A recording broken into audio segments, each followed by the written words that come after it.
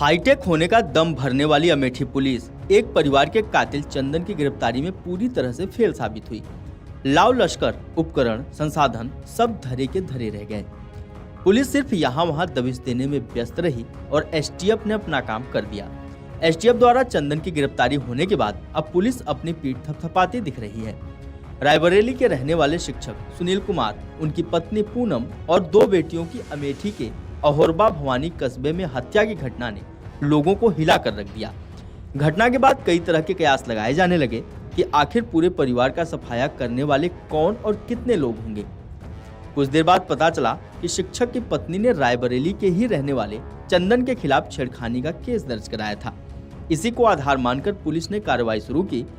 कुछ घंटों बाद ही स्थिति स्पष्ट हो गई कि इस घटना में हत्यारोपी चंदन जरूर रहा होगा। देर रात मृतक शिक्षक के पिता ने चंदन के खिलाफ ही केस दर्ज कर दिया। ऐसी स्थितियां साफ होती गईं और पुलिस ने चंदन की तलाश शुरू की, लेकिन उसकी परछाई तक नहीं पहुंच पाई। सीसीटीवी फुटेज खंगाले गए। पुलिस ने चंदन की तलाश में पूरी ताकत झोंक दी, लेकिन कोई सफलता नहीं मिली।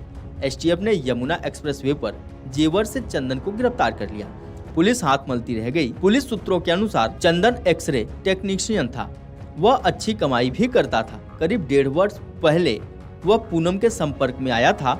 चंदन पूनम पर खूब पैसे खर्च करता था। चर्चा है कि चंदन ने करीब 10 लाख रुपए में रायबरेली के इंदिरा नगर में पूनम के नाम 2 बिस्सा जमीन भी ली थी, जिसमें चंदन व उसके रिश्तेदार दीपक गवाह थे।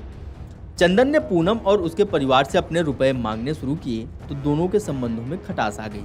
इसी के बाद पूनम ने उससे दूरी बनानी शुरू कर दी।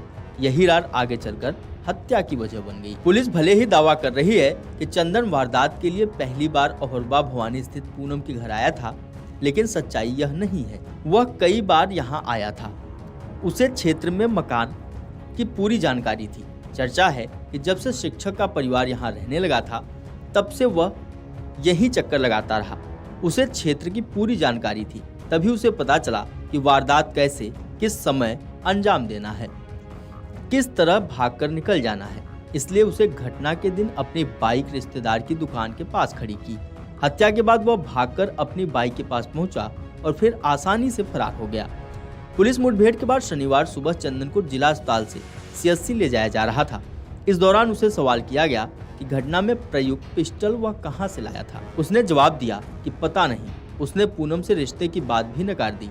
बच्चों की हत्या पर बोला, मुझसे गलती हो गई। आपको बता दें, शिक्षक परिवार की हत्या के लिए चंदन ने देसी पिस्टल का इस्तेमाल किया था। 2 मैगजीन भी प्रयोग की थी। चंदन ने 37,000 रुपए में पिस्टल खरीदी थी। सूत्रों के अनुसार चंदन ने अंबेडकर नगर से पिस्टल खरीदी थी।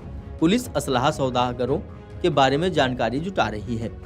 एएसपी हरेंद्र प्रताप ने बताया कि पुलिस के पास अहम साक्ष्य हैं। चंदन ने ही सभी हत्याएं की हैं। उसके फोन की सीडीआर निकाली गई तो लोकेशन घटना स्थल पर मिली। घटना के समय उसने बाइक जहां खड़ी की थी वहां भी लोगों से पूछताछ की गई।